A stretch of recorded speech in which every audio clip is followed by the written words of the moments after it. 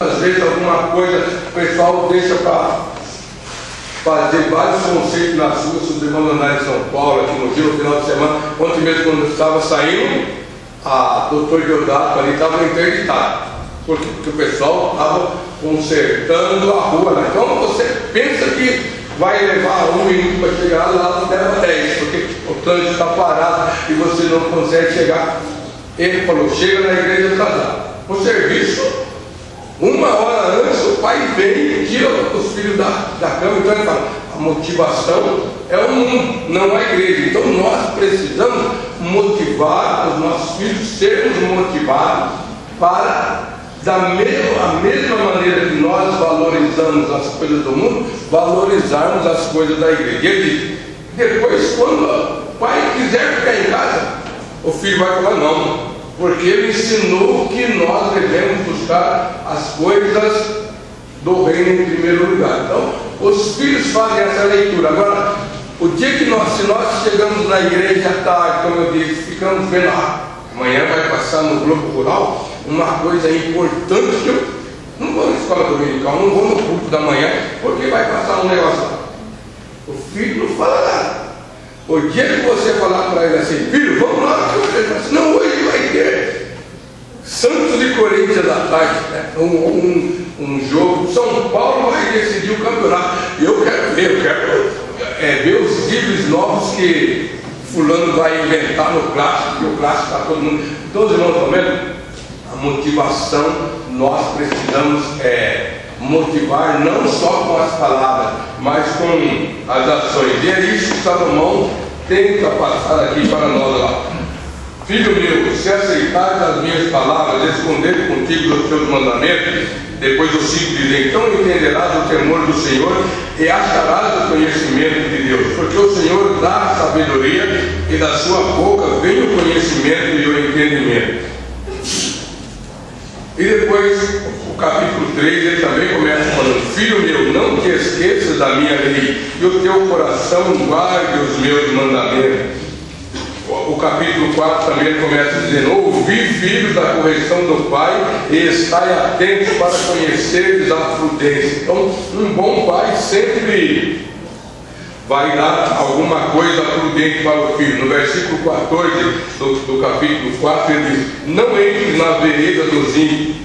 Veredas é os caminhos tortuosos, nem ande pelos caminhos dos maus. Evita-o, não passe por ele. Desvia-te dele e passe de largo, pois não dorme se não fizerem mal, e foge deles o sono se não fizerem tropeçar alguém. Então, Satanás, a Bíblia fala lá no Novo Testamento que o diabo veio para matar e roubar, e Jesus veio para dar vida e vida em abundância. Então nós precisamos mostrar para os nossos filhos que nós cremos nessas palavras e elas são reais e verdadeiras na nossa vida.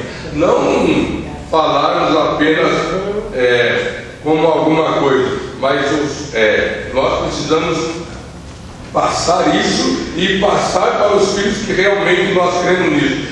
O capítulo 5 ele começa dizendo, filho meu, atende a minha sabedoria, a minha razão inclina o teu ouvido. O pai, eu disse para os irmãos que o pai que o pastor Baeta escreveu e dizia, não tinha nenhuma cultura, era praticamente um analfabeto, diz o pastor Baeta, mas a sabedoria, a cultura que ele tinha como um cristão excedia a todos os doutorados, diz o pastor Baeta, da cultura moderna. Então nós precisamos passar para os nossos filhos não uma cultura secular vazia, mas uma coisa que os nossos filhos, olá, filho meu, atende a minha sabedoria, a minha razão inclina o teu ouvido. Ele começa dizendo no capítulo 5. No capítulo 6 ele diz, filho meu,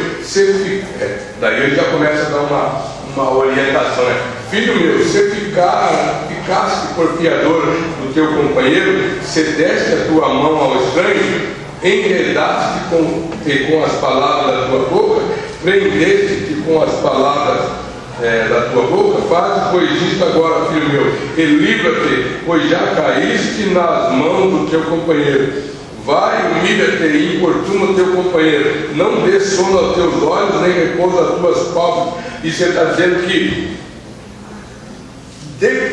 nós, para sermos fiadores, precisamos escolher as pessoas em quem nós vamos ser fiadores. Não podemos ser fiadores de qualquer um, porque se nós formos fiadores das pessoas que não vão pagar, ele está orientando aqui para a gente depois ir lá e não dar sono até se livrarmos daquela conta. Porque muitas vezes, quando nós somos fiadores de algumas pessoas, depois eles nos dão uma canseira, como a gente fala. Então, a Bíblia está orientando para vermos de quem nós somos fiadores. Então, Salomão vai continuando aqui. Eu sei que o tempo lá já são 15 para 10. Depois, no versículo 7, ele diz: filho meu, guarda as minhas palavras e esconde dentro de ti os meus mandamentos. Nós sabemos que Salomão foi um homem que ele teve a chance de pedir riqueza, um monte de coisa, e o que ele pediu? Ele pediu sabedoria.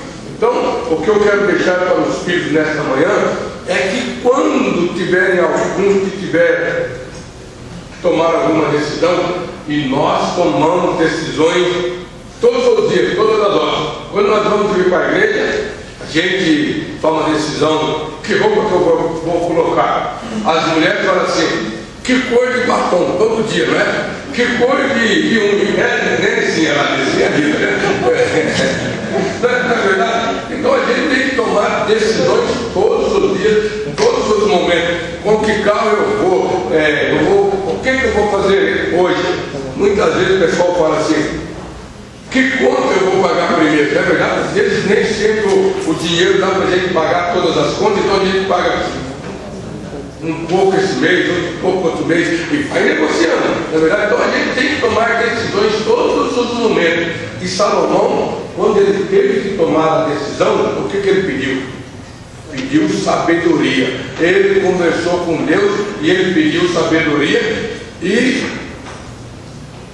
diz a Bíblia que ele foi um dos homens mais sábios e mais ricos. Nem os lírios, com toda a sua beleza, vestiram tão bem quanto Salomão, diz a Bíblia. Então, se nós soubermos escolher e escolher bem, nós seremos bem sucedidos. Mas se nós, nas horas das nossas decisões, não soubermos escolher, nós teremos algumas dificuldades. Então, para os pais, a Bíblia também fala: filhos, não para obedecer aos pais, e para os pais, não irriteis a ira aos vossos filhos. Então, em todos os momentos, nós temos orientações da Bíblia para nós tomarmos as decisões corretas.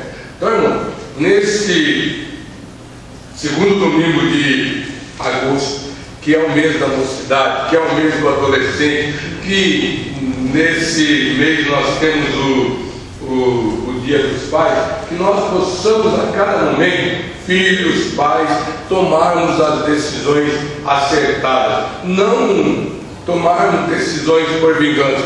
Muitas vezes os pais tomam decisões para brigar com os filhos, vingando, porque o filho não fez isso para o pai, então ele fala: eu vou castigar com raiva. Não adianta castigar com raiva. Alguém me dizia que o Ademir esse dia falou uma coisa que eu ouvia do meu sogro. Meu sogro falou que quando alguém ia bater nele e tal, falava assim: você sabe por que fez isso?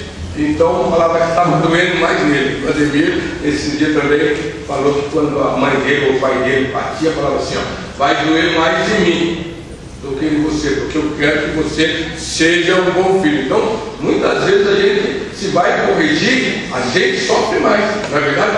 Então, mas se eu pegar meus filhos, eu tenho minhas filhas, eu nunca precisei bater nela. Às vezes, quando tinha alguma dificuldade, e a gente sentava, conversava, nunca precisei bater, graças a Deus, e elas não mais. Eu sei que é difícil para um pai bater com raiva. Daí vai. Eu sempre falo, eu tinha até medo de bater nas minhas filhas. Imagina, e se eu bater? Um dia eu falei na classe: eu não quero, eu peço todos os dias para Deus me livrar de um dia eu precisar brigar com alguém. Porque eu sei a força que eu tenho na minha mão. As pessoas na parte falavam que eu era mão de urso, mão disso, porque eu apertava os parafusos com a mão, porque eu não conseguia. Então, uma vida inteira eu trabalhei com as mãos, eu sei a força que eu tenho na mão. E se um dia eu pegar alguém, não quero, ore também para que não aconteça. Se eu bater, eu sei que vai morrer. Então, por isso que eu tenho, eu quero. Imagina você com raiva batendo numa pessoa.